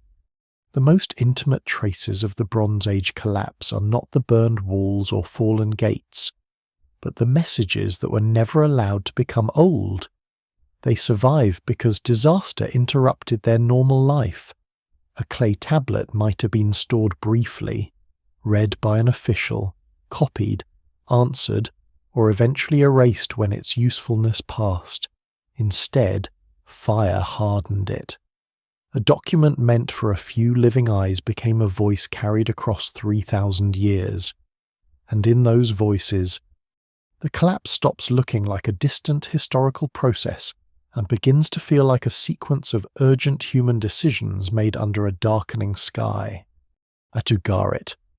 The final tablets are especially haunting because they preserve a city still trying to function. The scribes are not writing from ruins. They are managing danger while the palace system still exists around them. Messengers still move. Kings still expect replies. Officials still send requests. And the old language of administration continues even as the world outside becomes less predictable. Some letters point to military anxiety, to ships and troops, to enemies nearby, to appeals for assistance, and to the frightening problem of being exposed when help is somewhere else. The evidence remains incomplete, and not every tablet can be placed in a perfect sequence, but the tone of emergency is hard to miss. One message from the wider Ugaritic archive world refers to enemy ships already present, and another famous exchange suggests that the city's own forces may have been away when danger approached. Whether every detail has been interpreted correctly remains debated, but the situation it evokes is painfully plausible. A coastal kingdom depends on ships and soldiers. Then the ships are not where they are needed. The army is committed elsewhere. The enemy is moving faster than the channels of command. In such a moment, the palace does what palaces do. It sends messages, it asks, orders, reports, complains, and waits. But waiting becomes dangerous when events travel faster than messengers. There is a strange contrast between the calm, physical form of a tablet and the panic it may contain. Clay does not tremble. Cuneiform signs sit in neat lines. The scribe's training imposes order even on fear. A desperate message can still look controlled because the system of writing demands discipline. That is part of what makes these last records so powerful. They show a world trying to remain itself at the very moment it is failing. The form says administration. The content says emergency. The tablet itself becomes a battlefield between habit and collapse. The last messages also reveal how communication shaped power. In a palace world, information is survival. A king needs to know where enemies are, whether grain has arrived, whether vassals remain loyal, whether ships are safe, whether another king will send help. But Bronze Age communication moves at the speed of feet, hooves, carts, and sails. A message can be delayed by weather, blocked roads, hostile territory, or simple distance. By the time a ruler learns that a city is in danger, the city may already be burning. By the time an order reaches a commander, the enemy may have moved on. Administrative sophistication does not erase the slowness of the world. This is one reason collapse can appear sudden in the record, even if pressure built for decades. A palace may record ordinary business until the day ordinary business becomes impossible. The archive does not necessarily show a long dramatic countdown. It may show normal accounts, routine allocations, legal matters, shipments, and then silence. That silence is not empty. It is the point where the system loses the ability to describe itself. For historians, silence is frustrating. For the people inside the city, it may have meant smoke in the archive, doors broken, scribes fleeing, officials killed, or the palace abandoned before anyone could close the record properly. At Pylos, the Linear B tablets offer another kind of last message. They are mostly administrative, but because the palace is destroyed by fire, the tablets are baked and preserved. They record offerings, personnel, animals, metal, wheels, armor, and coastal arrangements. They do not narrate the fall of Pylos. They do not explain who attacked, if anyone attacked, or whether the danger came by sea, land, or internal breakdown. Yet their existence is extraordinary. The palace's final administrative season, perhaps even its final months, survives by accident. The scribes were not writing for us. They were keeping the machine moving. Then the machine burned, and their temporary paperwork became the last memory of a vanished bureaucracy. A lesser-known detail is that many Linear B tablets were probably not meant for long-term storage. They were practical records in a system that may have relied on annual accounting cycles. Their survival depends on destruction. Without the fire, many might have been recycled or dissolved back into clay. This creates a deep irony in the archaeology of collapse. We know certain palaces more vividly because they burned. Catastrophe becomes preservation. The same flames that erased royal power saved the nervous handwriting of its officials.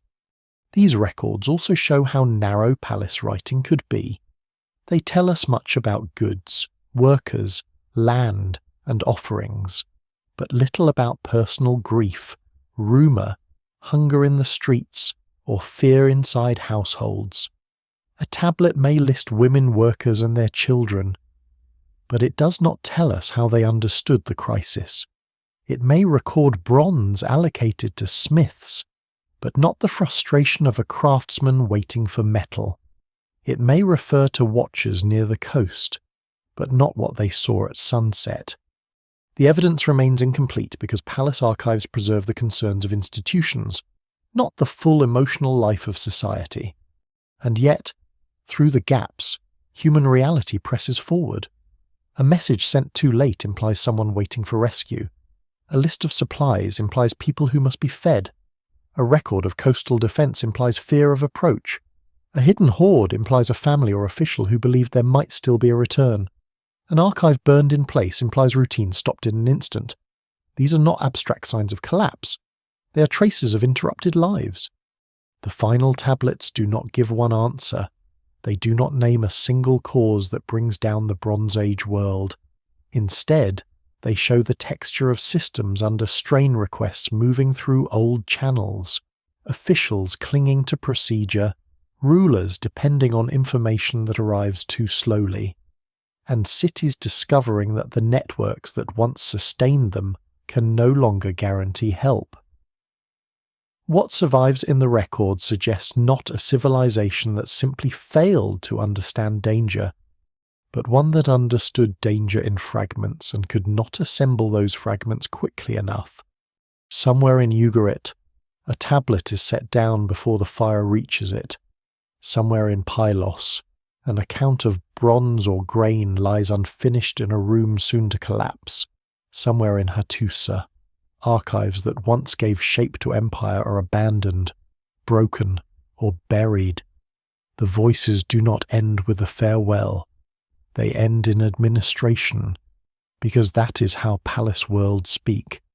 Then the clay hardens, the roof falls, and silence takes over. The old explanation was tempting because it was clean. The Bronze Age world fell. The story went, because invaders came. They sailed across the sea, stormed the coasts, burned the cities, smashed the palaces, and brought an age of kings to an end. It is a powerful image, warriors with round shields and long swords landing beneath smoke-dark skies. Palace guards overwhelmed, storehouses looted, scribes fleeing from rooms already filling with fire. There is truth inside that image. Violence was real, cities did burn, fortifications were attacked, weapons were used, people died. But the more closely the evidence is studied, the less the collapse looks like a simple invasion, and the more it resembles a human tide made of many different currents. Invasion assumes a clear outside force moving against a stable inside world. Yet by the time the Sea Peoples appear in Egyptian records, much of the old world is already under strain. Hittite power is weakening, Ugarit is anxious, Mycenaean centres are vulnerable, trade routes are uncertain, famine and drought may be spreading pressure through the countryside, earthquakes may have damaged cities in some regions, local rulers may be wavering, soldiers, merchants, farmers, and displaced families may already be moving through a landscape where old obligations no longer hold. In such a world, the line between invader and refugee can blur quickly. Migration is not automatically peaceful. A hungry community moving into another people's land can become an army whether it intends to or not. Families need food, leaders need authority, warriors need reward. If a group has lost its home, it may fight harder because there is no safe place to retreat. To the city behind the wall, It may not matter whether the people outside are conquerors, raiders, mercenaries, or the desperate survivors of another collapse. They are danger. But for understanding the Bronze Age crisis, the difference matters. If these moving groups were partly displaced by the same pressures destroying the palaces, then they were not merely the cause of collapse, they were also one of its results. The Egyptian images of women, children, and ox carts among enemy groups are especially important here. Royal art is stylized, and scholars still debate how literally every detail should be taken, but the presence of households suggests more than a raiding expedition. Raiders do not usually bring entire families into battle unless the movement is deeper than plunder. This does not make the migrants innocent or harmless. It makes them human. They may have been looking for land, food, safety, and a new future in a world where older homes had become impossible to hold. Mercenaries add another layer to the confusion. Late Bronze Age kingdoms often used foreign fighters, and warriors could shift service depending on opportunity, pay, loyalty, and survival. A man who fights for a palace one year might raid its coast the next if the palace can no longer feed him. Groups named as enemies in one record may have served as allies or hired soldiers in another context. This is one of the lesser-known complications of ancient warfare. Identities were not always fixed national labels. They could be military, regional, tribal, occupational, or assigned by outsiders who cared more about classification than accuracy. Piracy also grows more likely when central control weakens. The sea lanes that once carried copper, tin, grain, and gifts could carry raiders just as easily. A merchant ship is a prize. A coastal town is vulnerable. A palace storehouse near a harbour is worth attacking. If navies weaken, if local governors lose authority, if hungry fighters gather around ambitious leaders, maritime violence can spread fast, but piracy, too, may be a symptom as much as a cause. People often turn to raiding when ordinary systems of exchange and reward collapse. The pirate may be a former trader, a displaced soldier, a hungry farmer, or a servant of a rival king. Internal rebellion must also remain in the picture. Not every burned palace needs a foreign enemy. A centralized system that extracts labor and goods from surrounding communities can create resentment, especially during shortage. If the palace can no longer provide protection, food, or legitimacy, local populations may resist, abandon it, or even attack it. Archaeology cannot always distinguish a foreign assault from internal revolt. Fire burns the same. Broken walls do not explain the language spoken by the people who broke them.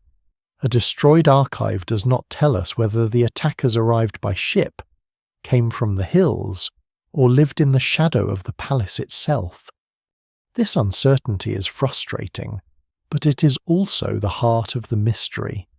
The evidence remains incomplete because collapse destroys the very institutions most likely to explain it. Victorious invaders do not always leave records. Refugees rarely write their own history. Rebels may not preserve archives. Palace scribes describe threats from the viewpoint of the threatened palace, not from the viewpoint of those outside its gates. Egyptian royal inscriptions transform complex human movement into a victory over chaos, because that is what royal inscriptions are designed to do. No single explanation fully accounts for this. Invasion happened in some places, migration reshaped others, mercenary bands, pirates, rebels, and displaced households may all have been moving through the same crisis.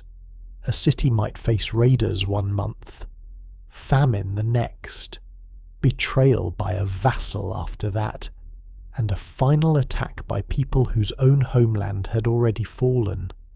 The collapse was not one event with one army. It was a landscape of broken loyalties and forced choices. The most convincing picture is therefore not a clean map with arrows sweeping in from outside, but a world in motion. People leave failed fields, soldiers search for pay, Elites flee collapsing courts. Merchants avoid dangerous ports. Coastal groups raid because traders become unsafe or unprofitable. Families follow warriors because survival requires protection. Local communities abandon palace centres that no longer serve them. Foreign groups settle and become new neighbours. Old identities loosen, new ones form in the ruins. This is why the Bronze Age collapse feels both violent and tragic. The people moving through it are not shadows. They are mothers, children, fighters, sailors, smiths, herders, servants, and leaders caught in a chain reaction larger than any one group.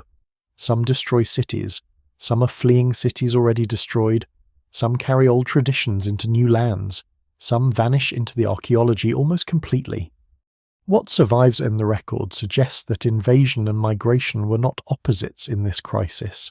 They were intertwined, and together they turned a weakened world into a transformed one.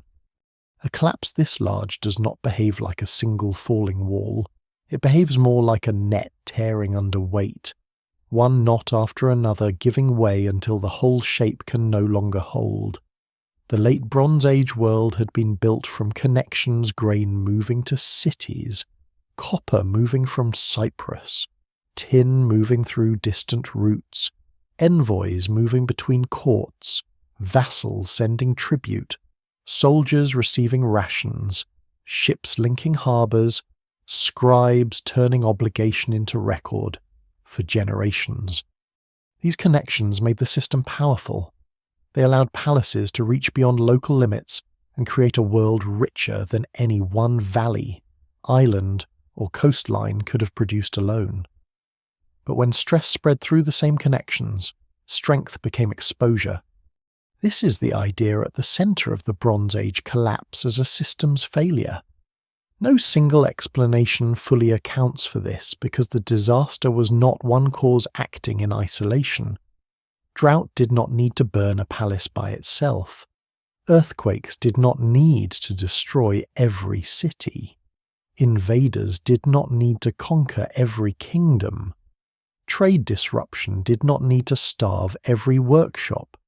Each pressure could damage one part of the system, and then the damage could travel.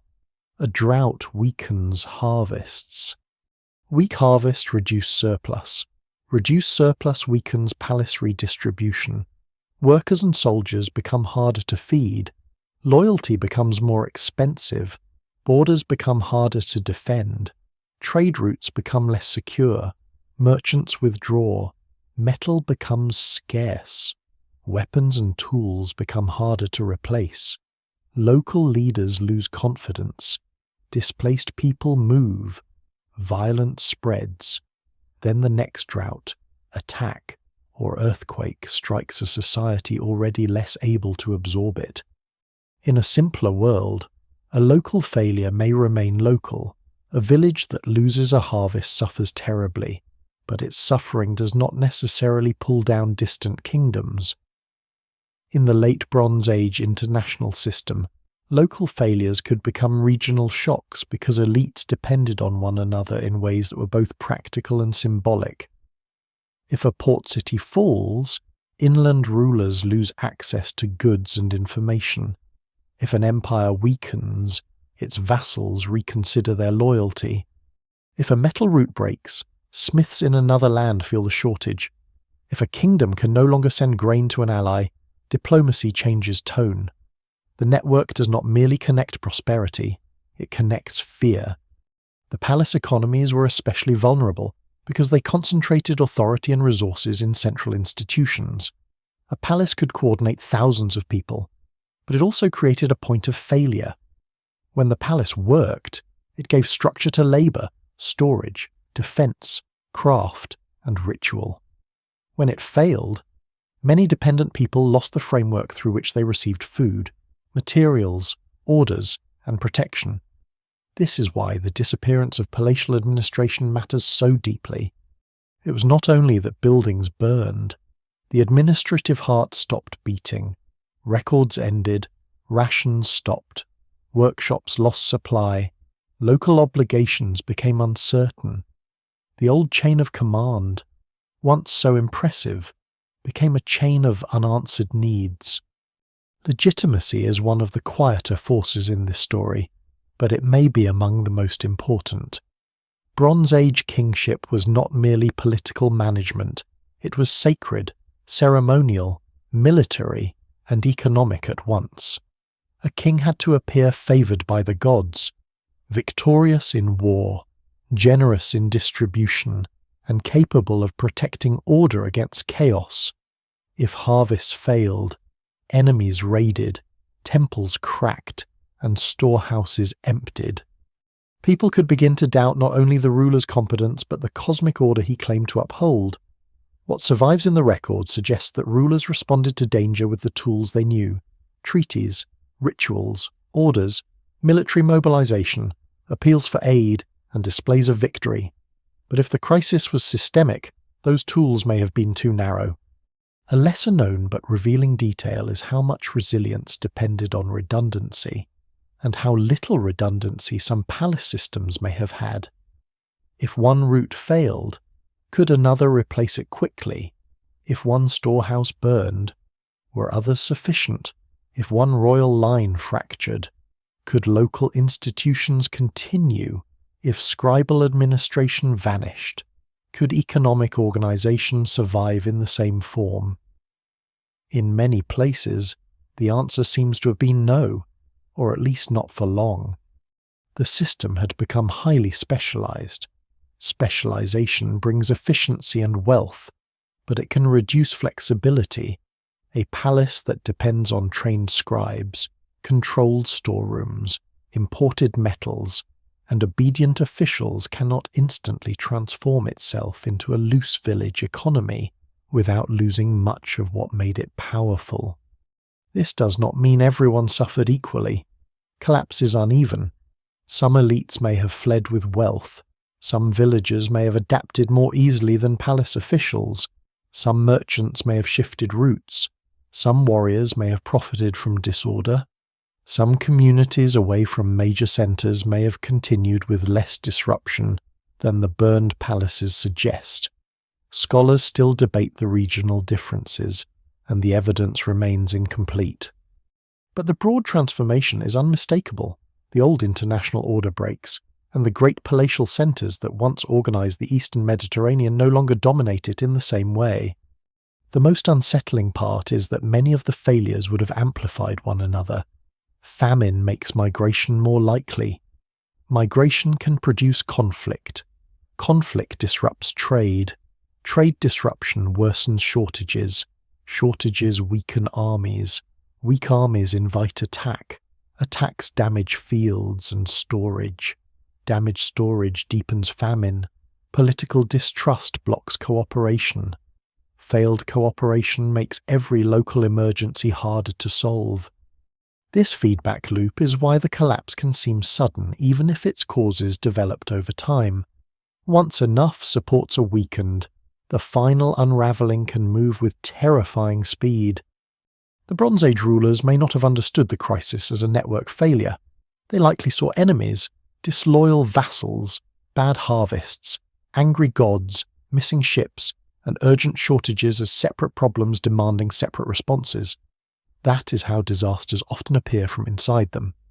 Only later, with ruins spread across a map and evidence gathered from climate science, archaeology, texts, and trade goods, does the larger pattern become visible. Even now, it remains partly hidden.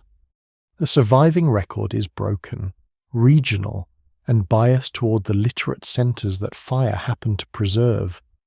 But the pattern is strong enough to change the way the collapse is imagined.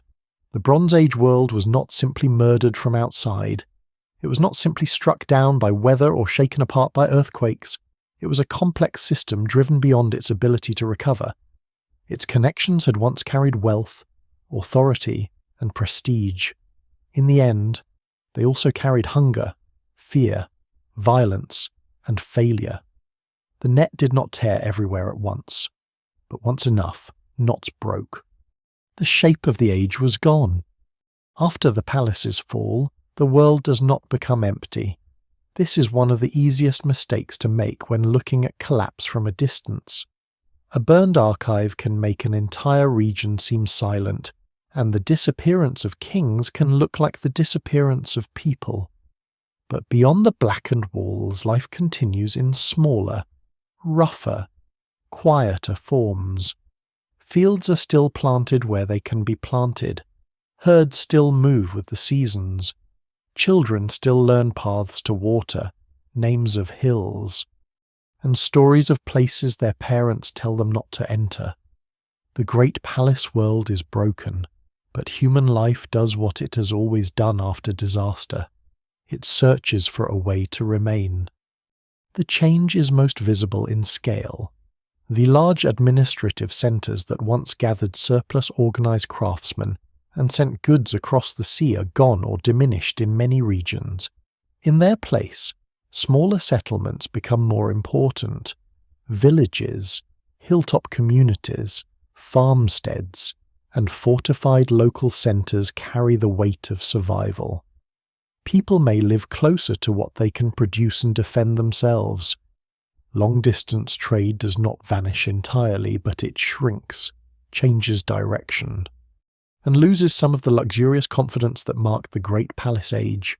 The glittering international world of royal gifts gives way to a more local, uncertain landscape. In parts of Greece, the loss is especially stark because writing disappears with the palaces. Linear B had been tied to administration, not broad public literacy. When the palace system fails, the script no longer has a role strong enough to survive.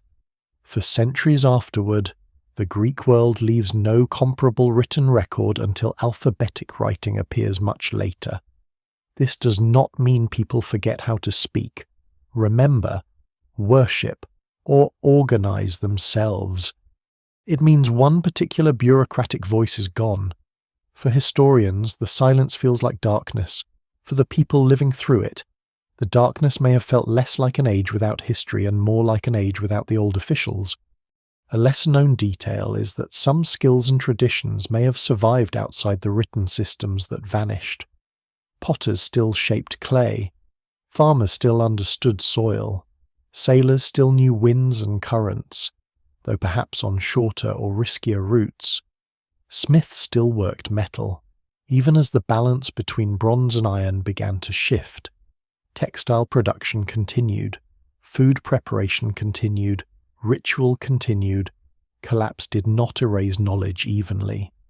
It erased institutions more dramatically than it erased human memory. A woman weaving in a village after the fall of Pylos may have carried techniques older than the palace itself, even though the tablets that once counted textile workers no longer existed. The material world becomes simpler in many places. Monumental building declines. Elite tombs change. Imported luxuries become rarer or circulate differently. Some regions show signs of reduced population or movement away from old centres. The evidence remains incomplete, and scholars still debate how severe the decline was in each area. But the shift is unmistakable. The old palace economy had supported specialists, scribes, chariot elites, and high-status craft production. Without that central demand, many forms of production either contract or transform.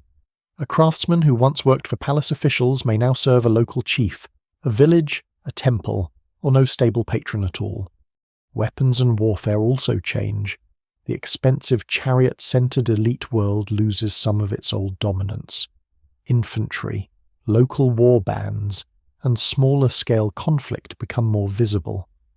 Iron begins to matter more. Not because it is instantly superior to bronze in every way, but because it can eventually be produced from more widely available ores once techniques improve. The transition is gradual and uneven, and bronze does not disappear overnight. Still, the old dependence on distant tin becomes less central over time. In a world where long routes have become dangerous, materials found closer to home carry new importance. For ordinary people, survival may have required flexibility more than loyalty to vanished kings. Families might move from lowlands to defensible hills, from exposed coasts to inland valleys, from ruined cities to smaller settlements. Some people may attach themselves to new leaders, others may retreat into kinship networks, pastoral movement, or local farming. Some may join raiding groups, not out of ancient love for violence, but because the old ways of earning food and status have broken. Some may become settlers in lands once controlled by weakened powers. The categories blur: survivor, migrant, warrior, refugee, farmer, and raider can describe the same person at different moments. The ruins themselves become part of the new landscape. A collapsed palace is not merely a memory, it is a source of stone, timber, metal scraps, stories, fear, and opportunity. People may avoid certain places because they are dangerous or sacred. Others may strip them for useful materials. Children may grow up near walls built by powers they no longer understand. In later memory, such ruins can become the homes of heroes, giants, ancestors, or cursed kings. What had been administration becomes legend. What had been a storeroom becomes a mound. Yet this darker world is not only decline. That would be too simple. The fall of palaces also loosens old controls. Communities once buried beneath imperial politics become more visible. New identities form. Local traditions strengthen. People experiment with settlement, defense, trade, and leadership under changed conditions. The end of one order creates suffering, but it also creates space. The old great kings are gone from many regions, and in the gaps left behind, smaller societies begin making choices that would shape the Iron Age. Still, the human cost should not be softened too much. Collapse means hunger, fear, dislocation, lost homes, broken obligations, and generations living with reduced security. It means the end of careers built around palaces, the loss of records, the shrinking of horizons, the disappearance of familiar protections. A world that once connected Egypt, Anatolia, Syria, Cyprus, and the Aegean through elite diplomacy now feels more fragmented, more local, more watchful. People survive. But they survive in the shadow of something enormous that has failed. In the ashes of the Bronze Age, civilization does not die. It changes shape. It becomes poorer in some places, freer in others, quieter almost everywhere. The palaces no longer speak in clay, but footsteps continue on the roads between fields and ruins.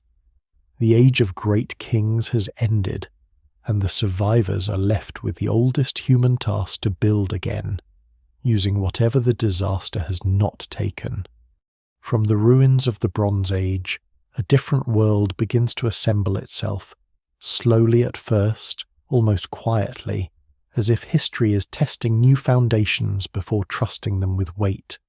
The old palaces no longer dominate the eastern Mediterranean as they once did.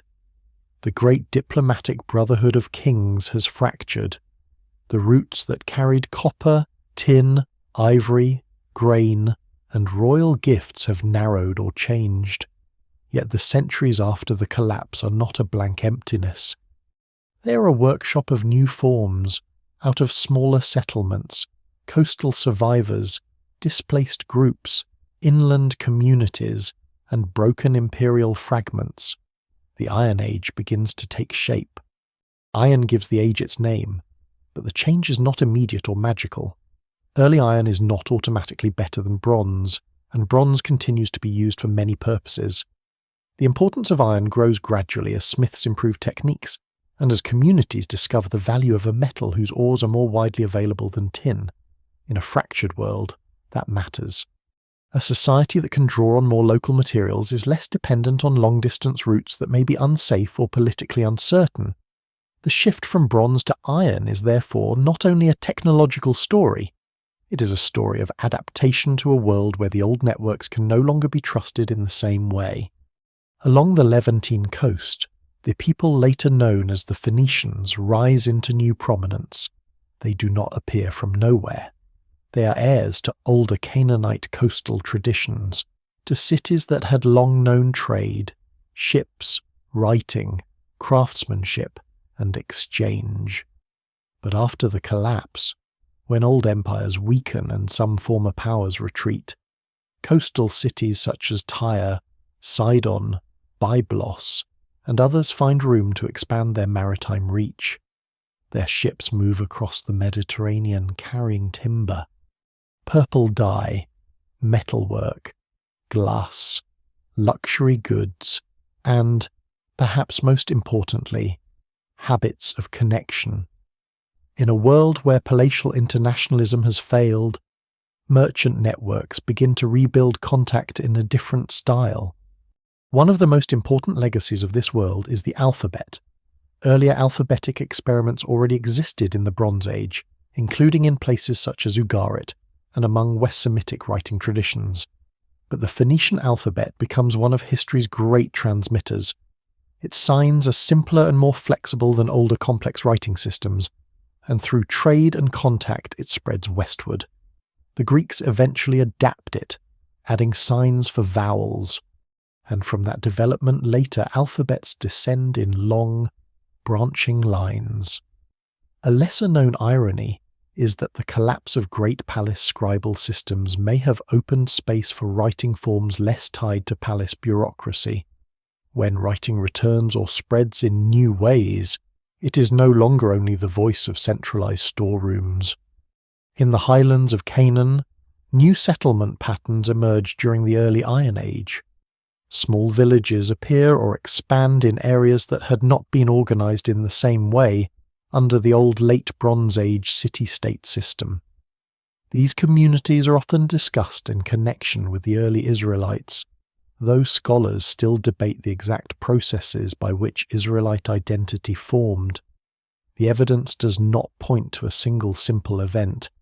It suggests gradual settlement, local development, possible movement of peoples, changing social boundaries, and new forms of identity taking shape amid the weakening of older Canaanite and Egyptian-controlled structures.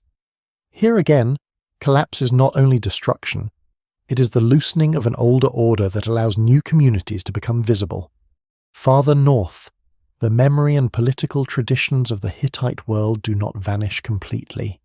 In northern Syria and southeastern Anatolia, Neo-Hittite and Aramaean states emerge, preserving and reshaping elements of the older imperial culture. Some rulers used titles, images, and monumental styles that echo the late Bronze Age past. Hieroglyphic Luwian inscriptions continue to appear. These successor kingdoms are not the Hittite Empire reborn in full, but they show how cultural memory can survive the death of a political centre. Hattusa falls silent, yet pieces of its world continue speaking elsewhere, in altered accents, under different skies. Assyria, too, survives the crisis and eventually becomes one of the most formidable powers of the Iron Age. Its later empire will be harsher, larger, and more territorially organized than the diplomatic world that preceded the collapse. This is another deep change. The Bronze Age balance of great kings gives way over time to imperial systems that often demand direct control, tribute, deportation, and military enforcement on a new scale. The Old World had certainly known brutality, but the political landscape after the collapse develops different methods of rule. Out of fragmentation comes a harder style of empire. In Greece, the centuries after the Mycenaean collapse are long remembered through darkness and legend. The palaces are gone, Linear B disappears, and communities become smaller and less centralized. Yet memory does not die. Stories of a heroic age linger, changing with each generation. The ruins of Mycenae, Tiryns, and other places become anchors for later imagination. By the time Greek epic tradition takes the shapes later associated with tales of Troy and the heroes, it is preserving, transforming and misunderstanding fragments of the Bronze Age past. The evidence remains incomplete, and scholars still debate how much historical memory lies behind these traditions. but it is clear that the fallen palace world becomes a reservoir of myth. The new Iron Age is therefore not a simple recovery. It is a transformation. Power becomes more regional in some places and more imperial in others. Trade returns, but often through different hands. Writing spreads in new forms, smaller kingdoms, tribal confederations, merchant cities, highland villages, and aggressive empires all occupy the space once dominated by the late Bronze Age palace system. The world is less elegant in its diplomacy perhaps, less tied to the ritual brotherhood of great kings, but it's also more diverse in its political experiments. What survives in the record suggests that people did not rebuild the Bronze Age exactly because they could not, and perhaps because the conditions that had made it possible were gone. The old system required stable roots, powerful palaces, controlled metal supplies, and a shared elite language of diplomacy. The new world grows from different soil local iron, maritime entrepreneurship, smaller settlements, new identities, and states that learn from both the achievements and failures of what came before. Civilization after the collapse is not a straight line upward from ruin. It is uneven, regional, improvised, and often violent. Yet it carries forward more than the ashes. It carries skills, seeds, gods, songs, ship routes, tools, memories, and names. The Bronze Age world falls, but it leaves behind fragments sharp enough to shape everything that follows. The Iron Age is born not in a clean beginning, but in the long afterglow of burned palaces. The mystery of the Bronze Age collapse endures because it refuses to become simple. Every generation that studies it seems to inherit the same temptation to find the cause, the single hidden blade, the one force that cut the old world down.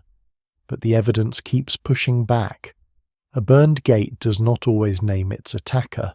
A drought record does not show exactly who went hungry first. A royal inscription exaggerates victory because that is what royal inscriptions are made to do. A clay tablet preserves urgency, but not the whole map of fear around it. The collapse remains mysterious not because nothing is known, but because so much is known in fragments, and the fragments do not arrange themselves into one clean answer. What can be said with confidence is that the late Bronze Age world was not primitive, weak, or doomed from the beginning. It was sophisticated, ambitious, wealthy, and deeply connected. Its kings corresponded across great distances. Its merchants and sailors carried goods through networks that reached beyond the horizon of any one court. Its scribes recorded obligations with precision. Its craftsmen worked in metal, ivory, glass, stone, textile, and wood with extraordinary skill. Its palaces could organize labor, command armies, and stage power in forms that impressed even rival rulers. This was not a world waiting passively to disappear. It was a functioning international system, and that is exactly why its failure is so unsettling. The lesson is not that complexity is bad. Complexity allowed the Bronze Age to flourish. Without long-distance exchange, there would have been less bronze, fewer luxuries, weaker diplomacy, and narrower horizons. Without palace organization, many great works of storage, production, ritual, and defense would have been impossible. The danger lay not in connection itself, but in dependence without enough resilience. When too many essential things rely on too many vulnerable roots, and when too much authority gathers in institutions that cannot adapt quickly, a crisis does not have to destroy everything at once. It only has to break enough links. This is why the collapse still feels uncomfortably modern, though the world of chariots, clay tablets, and oxide ingots is long gone. The late Bronze Age had international trade, elite diplomacy, supply chains, strategic resources, food insecurity, political rivalry, migration, and climate stress. It had rulers who believed their systems were ancient, legitimate, and strong. It had ordinary people whose lives depended on decisions made far above them and materials brought from far away. It had impressive centres that could appear permanent until the pressures around them began to move together. The comparison should not be stretched too far. The ancient world was not the modern world in costume, but the pattern of interdependence and fragility is recognisable. Scholars still debate the weight of each factor. Climate evidence points toward aridity in important regions, but drought alone does not burn every palace. Earthquakes may have damaged cities, but they do not explain all migration or political failure. The Sea Peoples appear in dramatic Egyptian records, but they were likely part of a wider chain of displacement and violence, not a single army responsible for everything. Internal unrest may have weakened palace states. But rebellion alone cannot account for the broad international breakdown. Trade disruption clearly mattered, but routes do not collapse in a vacuum. Each explanation becomes stronger when placed beside the others, and weaker when forced to stand alone. The collapse is therefore best understood as convergence: a dry field, a broken route, a damaged wall, a restless population, a missing shipment, a weakened king, a hungry soldier, a failed harvest, a frightened port, a migrating family, a disloyal vassal, a burned archive. Each is small compared with an empire, but together they form a pressure no palace can easily command. The Bronze Age world did not fall because one thing happened. It fell because too many things happened close enough together, in a system connected enough for trouble to travel. There is also a warning in what survived. The ruins preserve the voices of palaces better than the voices of villagers, refugees, servants, and moving peoples. That means the collapse is often seen from the viewpoint of the institutions that failed. The scribes tell us what the palace counted. The kings tell us what they wanted remembered. The monuments show victory, not confusion. Archaeology gives back the broken houses and burned rooms of people who never wrote their own explanation. What survives in the record suggests both grandeur and blindness. The palaces could measure grain, but not always social trust. They could record bronze allocations, but not the full danger of dependence. They could send urgent letters, but not make help arrive fast enough. And yet the end of the Bronze Age was not the end of history. That may be the deepest correction to the drama of collapse. People endured, they adapted, moved, rebuilt, changed languages, changed tools, changed gods, changed rulers, and carried fragments forward. The Iron Age did not erase the Bronze Age. It inherited its ruins and memories: Phoenician sailors, highland villages, Neo-Hittite rulers, Assyrian expansion, Greek epic memory. And new forms of writing all grew in the long shadow of the fallen palaces. Collapse was real, but so was survival. The mystery remains because the Bronze Age collapse sits between disaster and transformation. It is both an ending and a beginning. It shows how quickly an international order can lose confidence, and how slowly human communities rebuild after the great centres fail. It shows that civilization is not a stone wall, solid forever once built. It is a living arrangement of trust, food, labour, memory, authority, and exchange. When those arrangements hold, cities shine. When they break, even the strongest gates begin to look fragile. In the end, the burned tablets may be the perfect symbol. They are products of administration, preserved by destruction. They remind us that the very fire that ended one world also allowed later ages to hear its final words. The Bronze Age collapse still warns us because it does not offer comfort. It does not say that wealth guarantees survival, or that power understands its own weakness, or that a connected world can never unravel. It says something quieter and more severe, that civilizations are strongest where their connections are resilient, and most vulnerable where their confidence hides the cracks already forming beneath the floor. The ruins do not move, but time moves around them. Wind crosses the broken stones of Hattusa. Grass grows over the approaches to Mycenaean gates. Waves pass again and again above shipwrecked cargoes that once belonged to merchants, kings, craftsmen, and sailors whose names are gone. In the soil beneath ancient cities, burned grain remains where hands once stored it against hunger. In museums and archives, clay tablets sit quietly under glass, their signs small and dry. Their survival almost accidental. They do not shout. They do not explain everything. They simply remain. The Bronze Age world ended long ago, yet it does not feel entirely distant. Its people lived beneath different gods, different skies of meaning, different laws of kingship and duty. They measured wealth in grain, bronze, cattle, textiles, land, and royal favour. They wrote on clay, travelled by sail, fought from chariots, and watched the horizon for ships that might bring either rescue or ruin. But they also lived inside systems they could not fully see. They depended on harvests, roots, promises, leaders, neighbours, strangers, and weather. They hoped that what had always worked would keep working. For a long time, it did. Then the margins narrowed. A dry year mattered more. A missing ship mattered more. A cracked wall mattered more.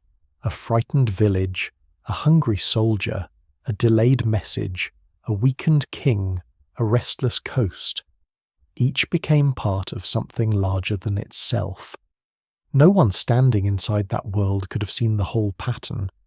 They saw only their own emergency, the field failing, the order arriving, the enemy approaching, the storeroom emptying, the road unsafe, the palace burning.